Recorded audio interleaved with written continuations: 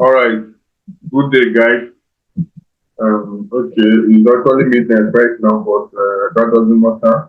So I thought that we record this video to give like a project overview of what we're supposed to do on this project that we're doing. Some guys did not understand what they were supposed to do. So before you start, before you start attempting this project, you have to at least a little bit conversant with Microsoft Excel. So if you're not yet conversant with Microsoft Excel, go back to that video I posted on Microsoft Excel course. Yes, please go and watch the video first so you can be conversant with Microsoft Excel. So you can be able to attempt this project. So our first question is, as a data analyst, you have been presented with this data set approach. To ensure that your analysis is accurate, one, check for inconsistencies and errors in your data set. To check for this, I'm going to be applying what we call our filter. And our filter is in the home tab. You see the home tab right here. And our filter is in you can see it here. It's in the far top right corner. In the top right corner of our Excel sheet. That is what we're going to use to check for inconsistencies and errors in our data set. The other ways to do this, but this is just a way to do it. You click your filter. You can see that the filter has applied in our text header. Now our text header has applied here. So I'm going to use this filter to check the content of each column. So this filter is used to check the content of each column to check whether there are errors or inconsistencies. We are going to start from checking from the gender. If I click on this drop down here, this filter drop down as the gender column, you can see that it's only made up of our male and female. There's no other value here or there's no other input here that does not rhyme with this. Click OK.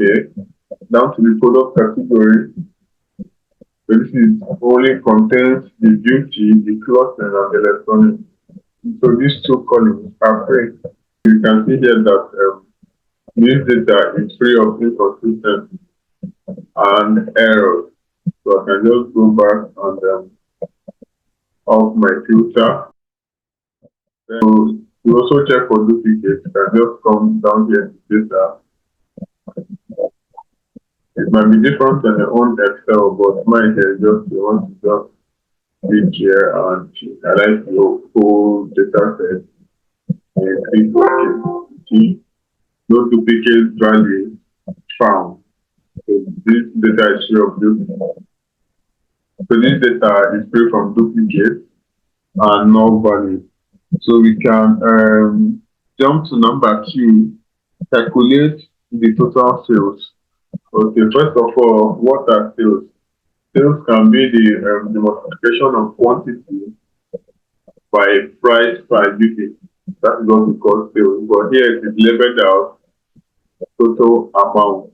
Someone might say, why is it labeled out total amount not sales? As a data analyst, you are supposed to know your data, know what the person that the data is asking, and know the insights you can drive from it. So as a, let us say, business analyst, you are supposed to know that quantity multiplied or times price per unit sale, they give you the sale. So for me, what I did was to rename this column as sale, as a sales column. So to replicate this value you see here at the total amount, which are your sales, are just very easy. Just to multiply this by this. So for example, let me show you guys. Start with your equal sign. Then you click this cell. That is cell G2 times cell H2. Then you click enter. which will give you 150 almost as everything here. I don't know if you see. You can also drop this down and it has applied here also. It has applied to the kitchen and what is the doing 2 and 500. Then you can also drag this down. Then you can also drag this down and apply it for this itself.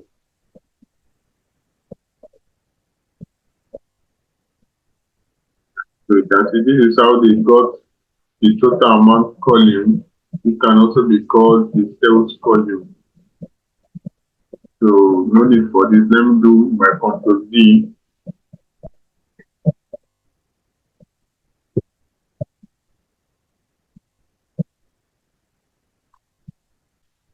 So our question is just to find the total sales. So that is just the addition of all these numbers under this column. So you can just come down here. This is the first way to do this. They are having a large data set.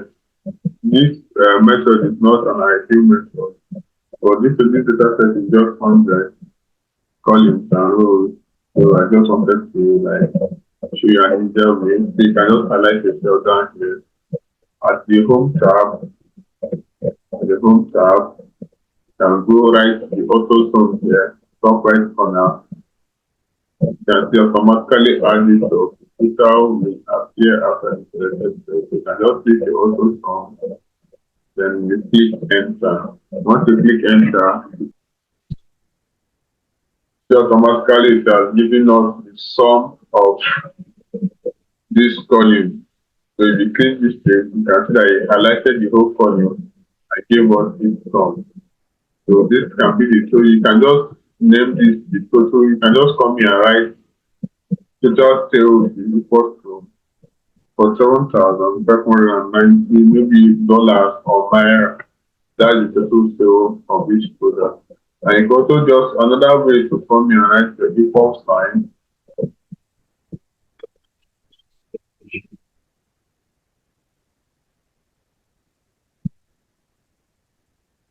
Your equal sign, then your sum formula sum. Then we want to sum everything up this under this column. So we start from I2, then our column all the way to our column. So I2, our column all the way to I100. That's the last value that we have. You can see that highlighted it for us all the way to the last part, I100. So then you can just click enter, close your parentheses or you click enter, no one. So you can see you also give us the same figure for 7,590 naira dollar. This is the same with this one here down here. So this is how to apply your sum or to find the total sales of this data set. So I can just get rid of this. I'm not supposed to be showing you guys this actually. Just wanted to show you guys the overview of how you can, get this done. But don't worry, next project I hope you guys can do better. So the next question is calculate the average order value. Order I mean by how many people came to the restaurant to order a product or to buy a product. So and to know that to know how many people that came to order a product, we have to go by the transaction ID. That means for each transaction there was an order. So we have to first of all get the count of the transaction before we get the average order value. So this is transaction. And to get the count of this transaction, you can count it by yourself. You can see that from A to column A at row 2 down to 800 and 99 cells. or 99 values. Or you can, if it's too long, you can just do it this way. Equal to count, use the count formula. It counts, you can see it counts the number of cells in a range that contain number. So you can just double click it, then you want to count from A1, then you put your column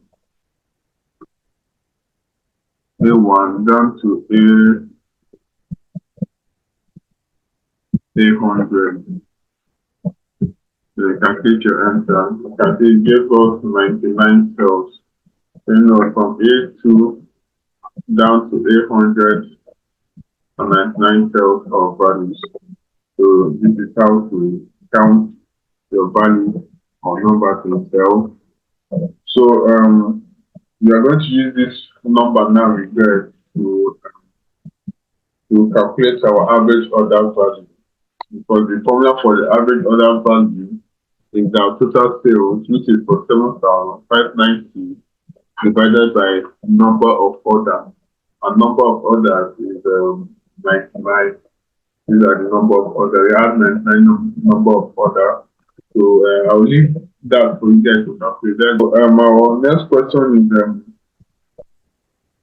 use conditional formatting to highlight cells in the total sales column greater than the average value.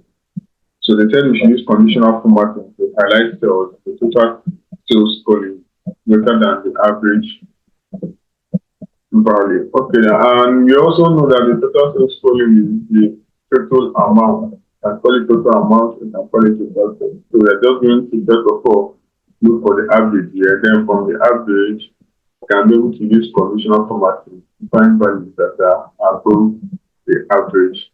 So first of all, we're going to look for the average of this cell. And very easy as usual, using a formula.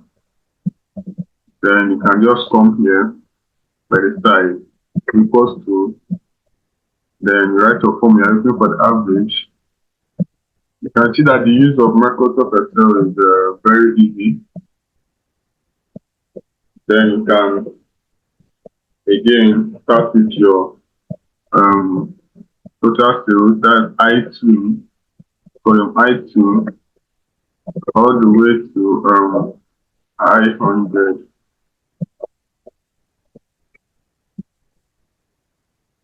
You can click enter. This is the average, 280.7071. This is approximately 481. So that is how to calculate the average. We are going to be using conditional formatting to actually select the cells or highlight the cells in the total sales column greater than the average value. So the average value in this total sales column is 451 approximately. So first of all, the column we are about to apply the conditional formatting, we are going to highlight that column.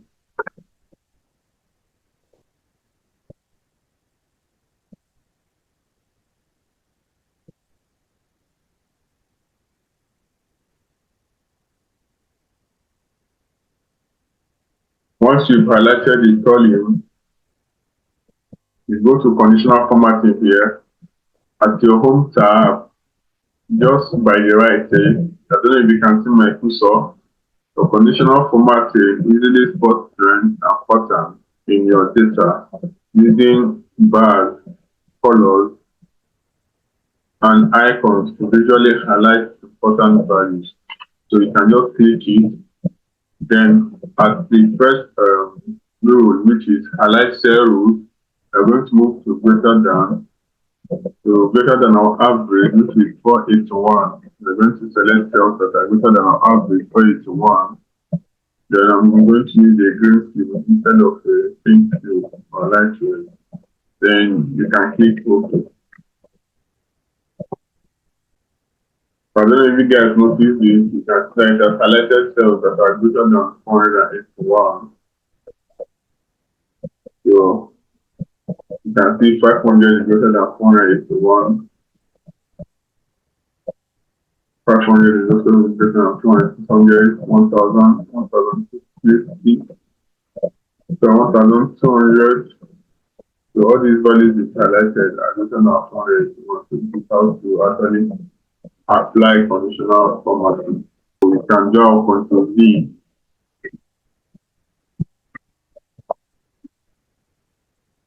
Then our next question is determine the 10, determine the top 10 sales. So determining the top 10 sales is also applying conditional formatting. So this is our sales volume. So determining the top 10 sales is also applying conditional formatting. So I just highlight this as figure. Highlight this column, sorry.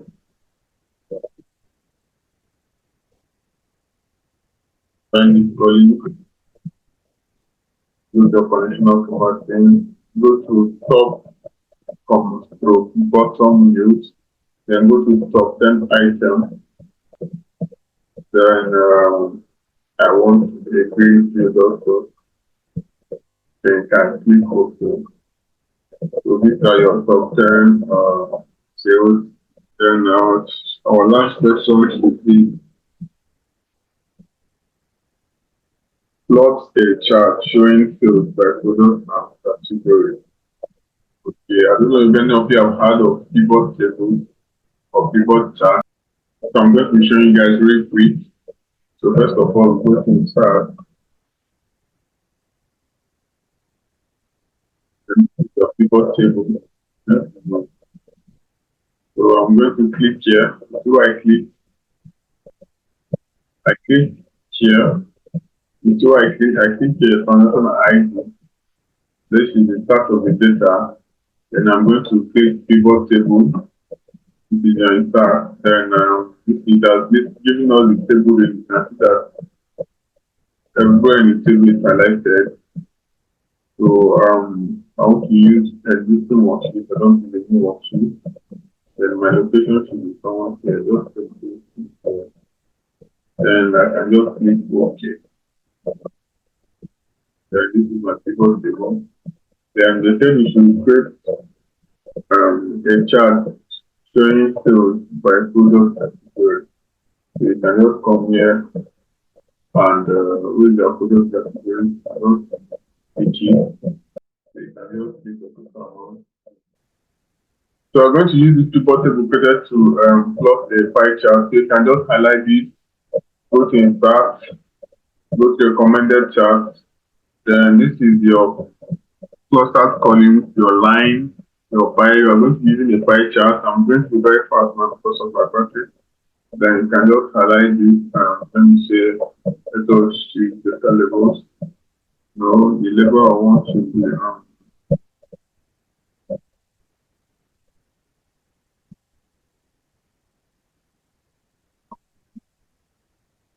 their percentage.